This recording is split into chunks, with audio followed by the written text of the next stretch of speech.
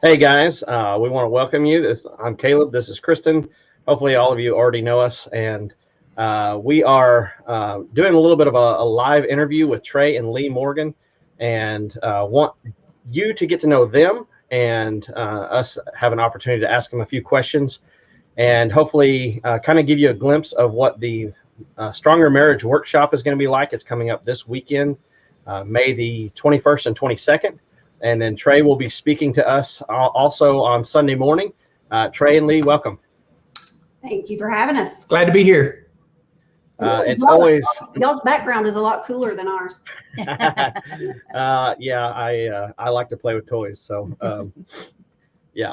But we're glad to have you with us, and it's always fun to visit with you guys. And we've had the pleasure of having you at multiple places that we've been in the past, and really see the value in what you guys are doing as a ministry and what it brings to the local congregation. And so just for a moment, introduce yourself to our audience, if you would. Okay, here we go. Go. Okay, I'm Trey and my wife Lee. We have been married for 32 years. We have 4 boys. All of them are grown and out of the house. We are new empty nesters. We're in a new stage of our life, and we've handled those adjustments well. We live in Texas. We've always lived in Texas. And now that we have a grandbaby in Texas, we probably always will live in Texas. And so that's a little bit about us. We love doing marriage ministry and family ministry and speaking to couples all over the U.S. about healthy marriages and about just good Christian biblical principles on how to do marriage. God's the creator of marriage, and he's given us some great instructions on how to do that. Yes. Excellent. We are excited to be with the Ellijay Church this weekend, right? Yes. Friday night, Saturday morning, so for a workshop. So we are super excited about that. It's hard to believe we're already at May, because I mean, we were scheduling with you guys back in the fall, and it's crazy that we're already here. It seemed like it was going to be forever, and then we blinked and it happened. So we're excited for all this to get kicked off. And one of the things that I think is so interesting that you guys always bring out in your seminar is how God feels about marriage and in intimacy, really. And I think a lot of people really get confused on that intimacy and sex and all these things that are included in marriage are not just biblical, but God blesses those things. What when you guys are here this weekend, what kind of things? If you would just kind of run us through some of the topics that we're going to be discussing, and kind of help our audience understand a little bit about what they can expect. Start with Friday night? Well, we do. Well, you mentioned sex and intimacy, and we do a whole entire session on that, and we save that for last. We kind of say we save the best for last. So that'll be at the end of the day on Saturday, but we'll kick off on Friday night. We're going to do 2 sessions on Friday night. We're going to talk about things husbands need and things wives need. So okay, yeah, and that is a fun session. We like that one because it'll give a little homework on Friday night for the couples to take back and work on before they come back on Saturday. And on Saturday we'll have a little short session on don't bankrupt your marriage and marriage killers. Kind of some bad habits we get into. Yeah, we'll have a couple of homework breaks that morning, and then I think we'll finish up with the intimacy session, which is really good, and it's not anything embarrassing. We are comfortable talking about those things now. We just feel like God created it. He created it for marriage, and everyone seems to be talking about it except Christian people, and so. We kind of tell how God created intimacy for marriage from God's perspective and his background, and kind of how he created and why he did. And there's just so much. Intimacy is what separates soulmates and roommates, and nobody wants to get married just to have a roommate. It's about intimacy, and it's connecting emotionally, intellectually, and sexually. All of those things connect us. And I think when you see how that works out and how God designed it, you just kind of sit back and you go, wow, he really knew what he was doing. Really knew what he was doing. Absolutely. Absolutely. I think you had a couple questions. Yeah, I had a question that I have yet to ask. So what was the point when y'all felt like y'all really needed to do this and go out and share God's word about marriage and how to encourage us as couples?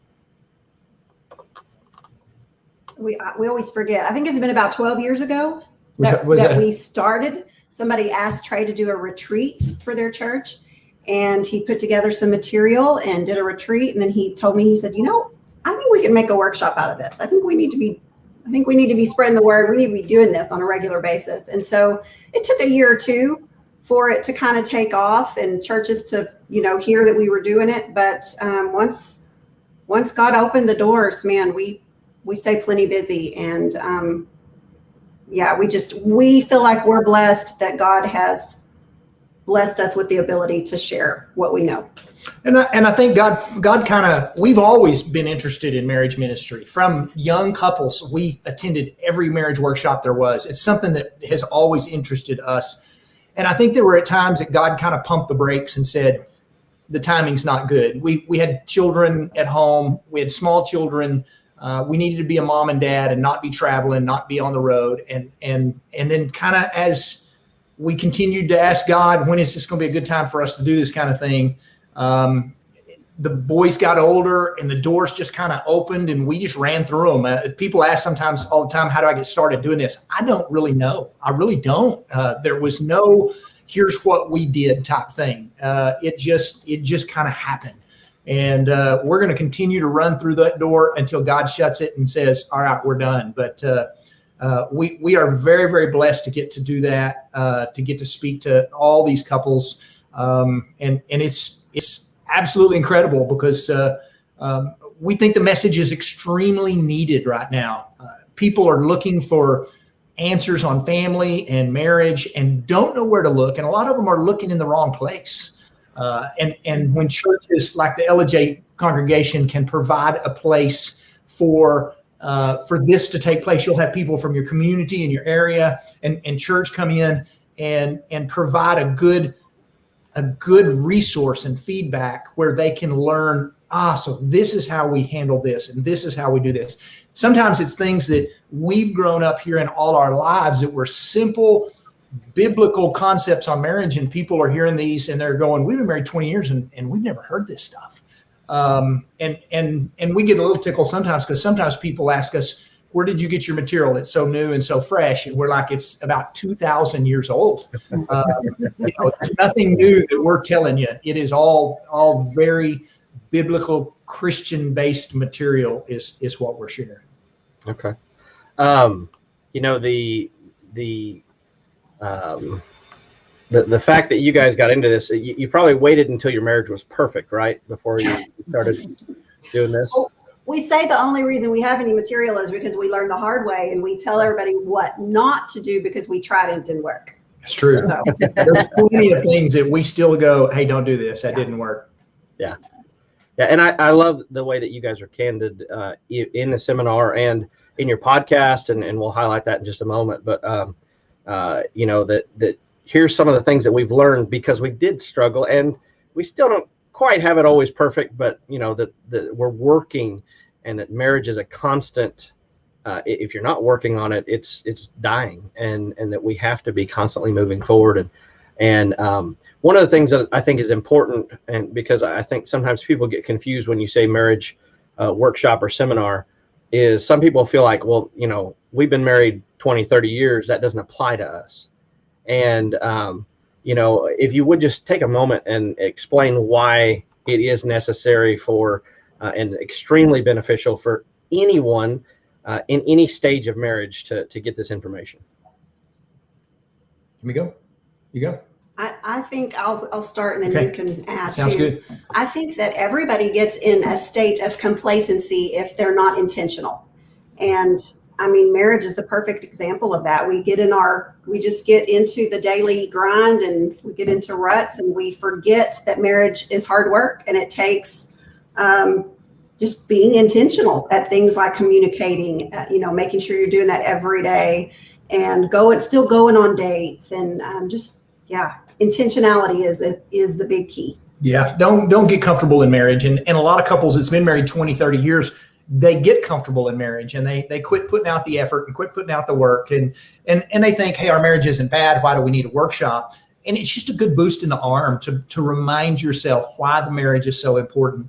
And you said a while ago, and you said it very well, and it's true, you're either moving forward or you're moving backwards. There's no standing still. And so if you're not being intentional to helping your marriage grow at all times, then you're going the wrong direction on your marriage. And whether you've been married for a few months, a few years, or 30 years, I promise you will get something out of this workshop. And what you don't want to do is be that couple that goes, hey, we don't have any problems right now, so we don't need to come to a workshop. Because we hear that all the time. And it's like, you don't come to a workshop just because you're having problems. You come to a workshop to avoid problems.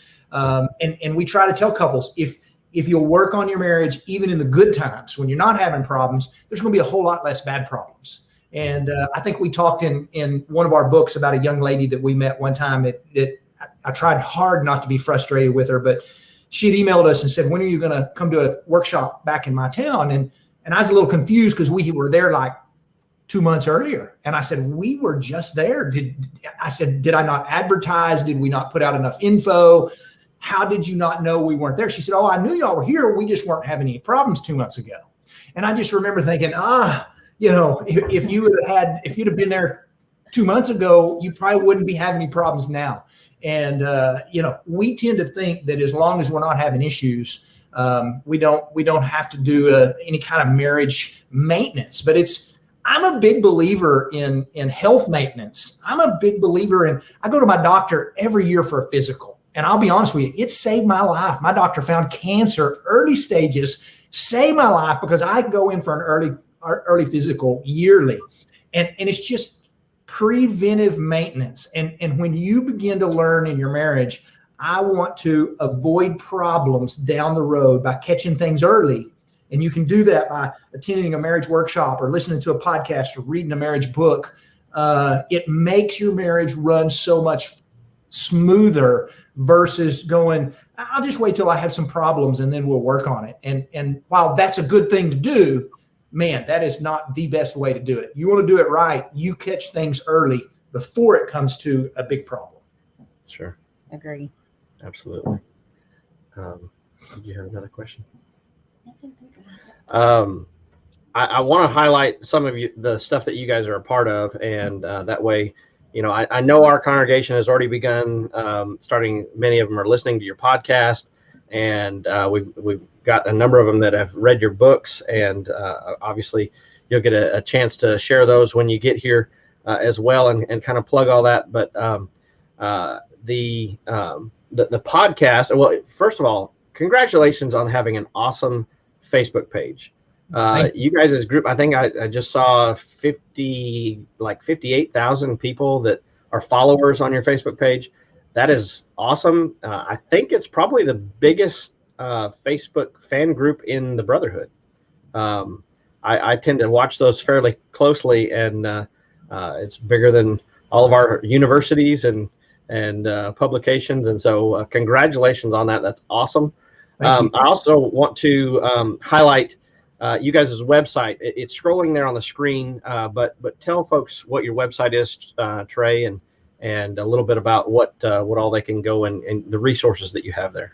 Yeah, that's really, if you want resources on either podcast or books or anything about us at all, schedule of where we're going to be, everything is on our webpage, and it's very easy to find. We have a landing page, that's what we call it, at treyandlee.com, treyandlee.com. And it will, then you can go and decide, do I want to go to their workshop page and see what the workshop's about? Do I want to go to their upcoming events page and see where they're going to be next? Do I want to go to their podcast page? Do I want to go to their book page? And every one of those is very easy, very clickable links that we tried to make it as simple as possible. You can find our social media sites there. If you're on Twitter or Facebook or Instagram. You can follow us there, and it will just automatically send you to our spot, and you can learn a little bit more about us and who we are. There's landing page right there, or landing page. You'll notice on there right at the end, we're also going on a cruise in January. We're excited about that. And so we have a link there if you want to learn more about the cruise and some information. And so we have everything is there that we think helps. All these areas are ways to bless your marriage, whether you're reading a book or listening to a podcast or attending a workshop. Just be proactive in helping your marriage to grow and stay ahead of time. And you may be in a marriage where you're going, I don't know if my husband or I don't know if my wife would, they might not listen to a podcast. Well, you start, and then you do it without them. You don't have to read a book without them. And then you talk about what you heard said or you read, and hopefully it will pique their interest to where they'll go, well, I want to listen to this. And you can start listening to it together. So there's so many things to do. And so many couples will sit back and they'll go, well, my husband won't get on board. Well, you start reading a book without him. Start listening to a podcast without him. And then talk about what you're hearing so that it will get him interested as well. And there's not just ours. There's a lot of good podcasts and a lot of good workshops and a lot of good books out there. But find something that you can relate to and go from there. But we do like that. We have our Instagram page, which is a whole lot bigger than our Facebook page. We have, I can't even remember, about 80,000 followers on our Instagram page. That is kind of our most active area. We just seem, when we do most of our advertising and stuff, it just seems like more people are on Instagram these days than they are even on Facebook. But we're trying to kind of get going on Twitter. It's kind of a new area to us. It has taken off a little bit, but the Twitter world is a little bit different. And if you're a Twitter person, you understand that a little bit. You understand where that's coming from. But the Twitter world is just a little bit different. And we love throwing our pretty traditional, conservative, biblical points of marriage out there. And it's kind of amazing to us sometimes how many people are kind of like, hey, I'm glad somebody's saying this on Twitter, because that's not what Twitter is. Yeah. Mm-hmm. Yeah. It's kind of interesting when culture kind of meets up face to face with some of these biblical principles, and people are kind of like maybe shocked at first, but then they start paying attention. And I think that's one of the things that's so amazing about you guys' ministry as compared to maybe some other forms, is that you're reaching across a pretty broad spectrum of people who are all needing help with their marriage, and they want it to be better. And so you reach a unique demographic in that there are so many people who want the resources that you guys are putting out there.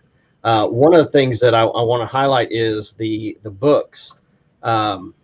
So, okay, you got 2 books currently. Tell us about those. So our first book we wrote about 2 years ago, 10 Ways to a Stronger Marriage. It's the orange one you see there. And it's just pretty much a spin-off of our workshop. We had several people say, we wish you would put your material into a book form. And so we did that. We probably expound on some of our subjects a little bit more in the book than we do in the workshop. But it's, just 10 Ways to a Stronger Marriage. There's questions that you can do with your spouse, kind of some discussion stuff in the book as well. And then you tell them about the other one. Okay. The other one is called Wisdom for Your Marriage. We actually had not intended to write a second book until this year, but with quarantine and we had time, Lee kept saying, this is a great time, let's do it. And I'm glad she pushed us on it because it has been extremely successful. Our thoughts on it were, we get lots of feedback from couples that say, we need a devotional book that I can do every morning for about 15 minutes. And we would recommend just very few that we could come up with good marriage devotional books. And so we decided to build this book, Wisdom for Your Marriage, in that form. And so we built it on the book of Proverbs, 31 chapters. Mm-hmm. And so we've got you reading chapter 1 in our book, chapter 1 in the book of Proverbs. And then there's discussion questions. It's written more in a journal style. It's a bigger book. And so you've got room in there to do your journaling or your stuff in the back. And it has just done extremely well. We love seeing people on social media that tag us in their books where they have just filled all kinds of stuff out on questions, and they're spending time in the book of Proverbs. It has just been really, really neat. And we've had some couples that we are amazed with, because you said a while ago, and it's true, we kind of have the opportunity with our social media following to reach out to what we call some maybe unchurched, non-religious people. And so we have a lot of folks that they're unchurched people. They may consider themselves Christians. Some of them don't. And so this is all material that's kind of new to them. We've had couples that have said, hey, we're doing your Proverbs book, and we had to go buy a Bible because we didn't have a Bible to read Proverbs. And we're like, that is awesome that you've bought a Bible and y'all are reading the book of Proverbs together. And so it's been a neat book. A lot of churches are using it and the first one for Bible class material. They're using them for small groups. And a lot of churches recently are taking books and handing to their young couples or married couples going, hey, their church leadership going, hey, we want to bless your marriage. Here's a book. Read this. I'm going to check back in with you in about a month and see how the reading's going and what y'all got going on in your marriage that we can pray about. And I love that. What a great opportunity to do some marriage ministry that churches go, hey, we don't know how to do marriage ministry. You're doing marriage ministry when you're putting resources into couples' hands and going, y'all start reading this, and then we'll check back in about a month and see how that's going, just for a little accountability. And if there's anything we can pray about in your marriage. And I think church leadership is realizing we want to catch couples upstream. A lot of church leadership gets to those couples. Those couples come to them when it's in dire straits, and it's like, hey, my husband's checking out, my wife is done. And they're trying to catch those couples upstream.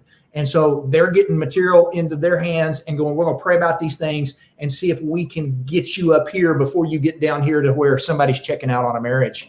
And that's been really a great thing for churches and for, people to be able to just have something in their hands to go, hey, I've got a book that I can read that's pretty good material. That's awesome. That's awesome. So what does the future hold for Trey and Lee's Stronger Marriage workshop? So what's on the horizon down the road?